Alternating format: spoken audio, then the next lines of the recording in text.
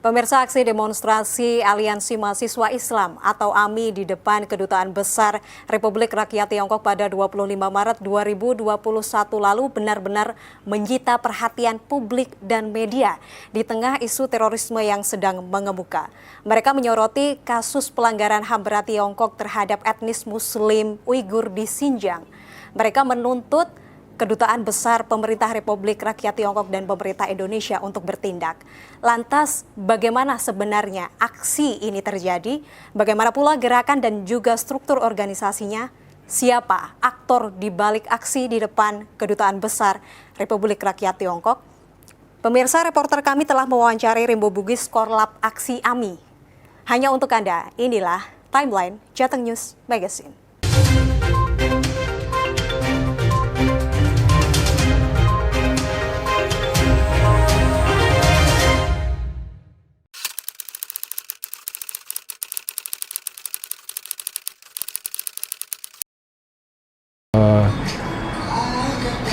Memang setiap aksi itu kan kita tahu bahwa ada target dan tujuan yang diperjuangkan oleh sekelompok orang yang melakukan aksi itu.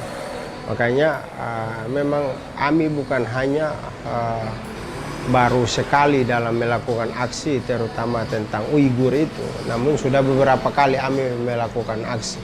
Nah, kali ini memang AMI lebih mengecam, meminta kepada pemerintah Cina dan dalam hal ini Kedubes Cina dan pemerintah Republik Indonesia untuk bagaimana bisa menghentikan aksi yang dianggap AMI adalah aksi tindakan pelanggaran HAM di Uighur itu. Makanya kita menuntut untuk segera pemerintah Cina menghentikan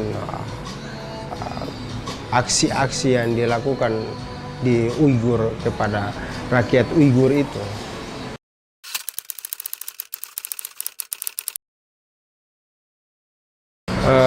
Ini kan namanya saja aliansi, Mas.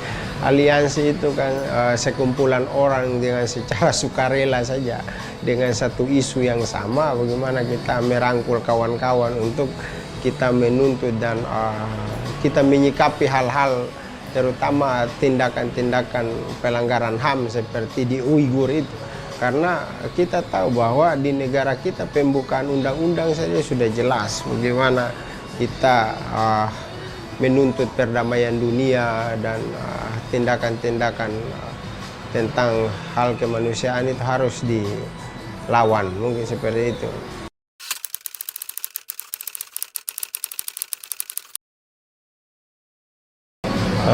Ini sebenarnya kita juga dengan secara tiba-tiba ya, mungkin isunya lagi hangat atau mungkin lagi tidak ada isu oleh media-media mainstream itu, tapi kita juga dari kelompok AMI kita merasa bersyukur bisa ada media juga yang bekerja sama dengan baik, bisa datang dengan sukarela meliput aksi kita. Padahal selama ini kita bukan baru itu, kita beberapa kali menuntut tentang perlakuan pemerintah Cina di Uighur itu bahkan sepi dari pemberitaan. Namun kali ini sangat luar biasa kita lihat respon media dan respon ini kepada publik, kepada kita.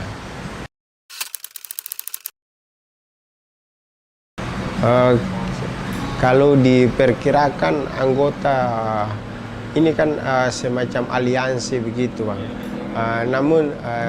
Namun tidak menutup ruang kemungkinan juga bahwa ada anggota fanatis atau anggota yang sangat cinta dengan AMI itu juga ada. Kita sekitar yang sering ngumpul itu sekitar 100 orang, mungkin 100 orang begitu.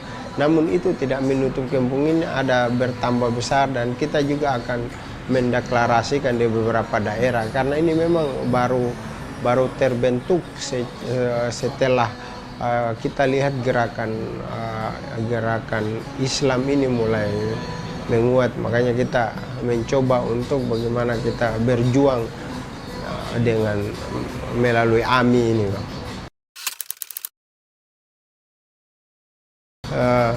bukan tidak punya visi misi, tapi semacam apa ya, semacam kita punya keinginan bersama begitu.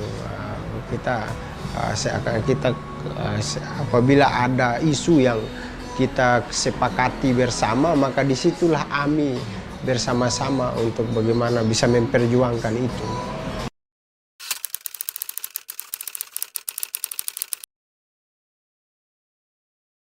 Kalau di Jakarta sudah cukup masif, kan kita sudah punya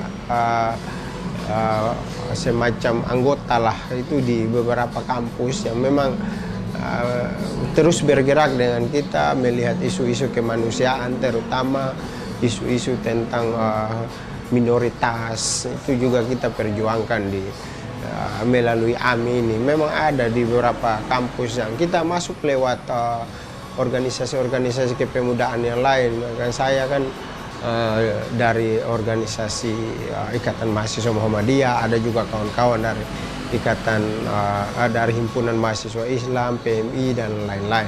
Itu kita merangkul semua kawan-kawan yang sependapat dan mau berjuang bersama.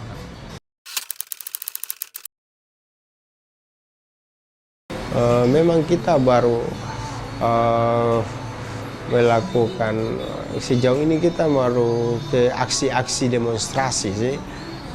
Memang ada juga aksi-aksi sosial, tapi itu kebanyakan di daerah, tidak di Jakarta. Kita memang di Jakarta kita respon terhadap aksi-aksi kemanusiaan saja untuk sekarang ini. Karena memang baru dibentuk juga AMI ini.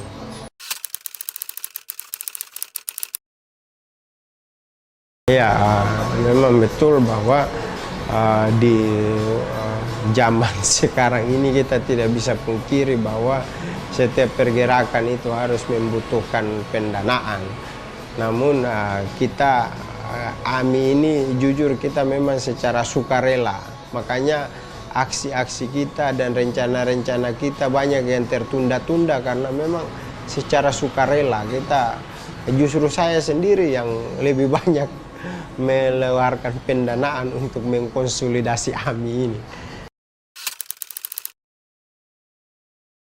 Memang isu-isu Islamofobia ini yang isu-isu rasisme ini yang memang kita takutkan, karena memang ada di daerah-daerah yang kita lihat jangan sampai ada gerakan Islam yang berlebihan sehingga kita dianggap radikal, kita dianggap bahkan sampai kalau kita terlalu ekstrim juga kan bisa ditindak seperti FPI dan kawan-kawan.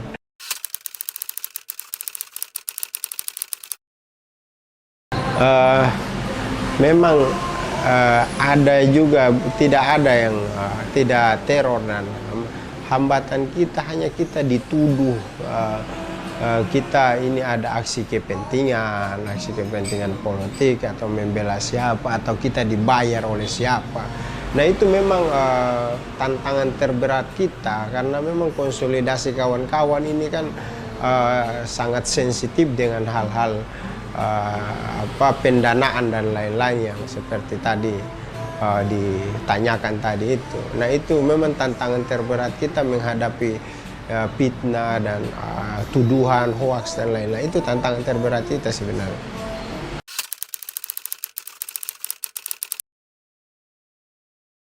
Kalau melalui AMI sendiri belum ada, karena memang mungkin mereka lihat jumlah kita atau tekanan kita atau apa, tapi kita akan terus melakukan tekanan dan menyampaikan aspirasi kita sampai kita mendapatkan respon dari pemerintah rakyat Cina dan sesuai dengan keinginan kita dan tuntutan kita.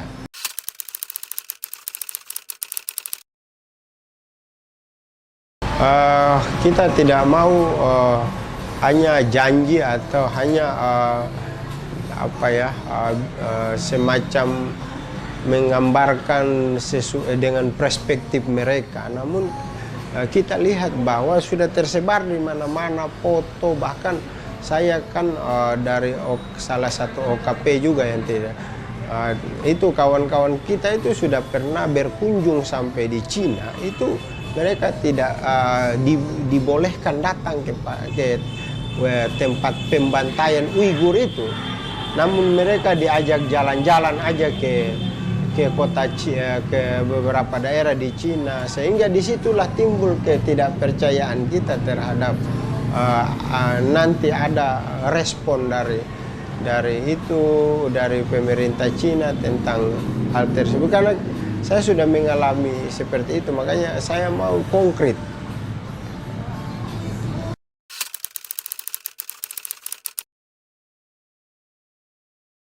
Nah itu karena memang jumlah pendanaan kita juga terbatas, sehingga kita mau ke Uighur juga kita dibatasi dengan yaitu anggaran dan lain-lain. Makanya itu kita belum sempat, tapi kita terus mengikut perkembangan dan diskusi-diskusi dengan tokoh-tokoh yang memiliki analisa dan punya pengetahuan tentang Uighur, karena kita juga sudah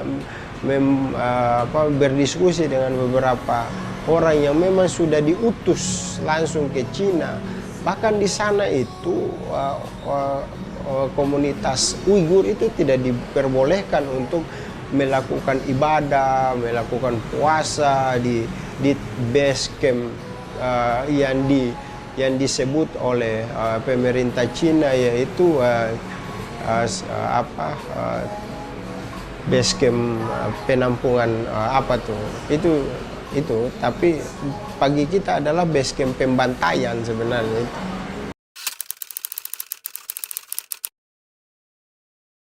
Iya, kita kalau komunitas Uighur di Indonesia itu ada, namun masih dirahasiakan. Kita juga belum berani untuk menyampaikan ke ruang publik tentang mereka ada di mana dan ada di Indonesia. Kita punya orang juga sudah bertemu langsung dengan mereka yang ada di Indonesia. Mereka sudah cerita banyak tentang itu, tapi mereka tidak mau kita mengekspos keberadaan mereka di Indonesia.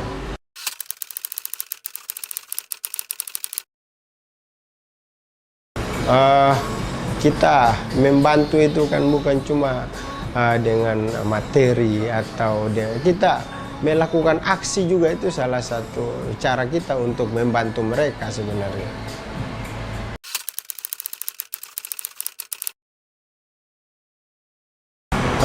Bagi saya ini adalah kalau kita ikut perkembangan, kita lihat perkembangan di media dan pendapat-pendapat orang yang sudah pernah ke sana, itu adalah kejahatan kemanusiaan yang harus kita lawan sebenarnya.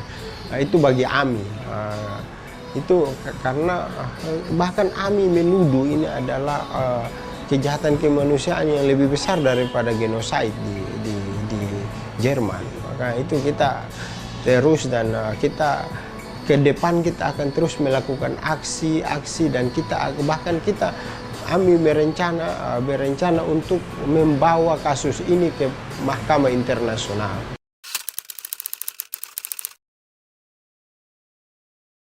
Memang kita lagi fokus di masalah kemanusiaan, karena beberapa kita kan kebanyakan mahasiswa, jadi kita juga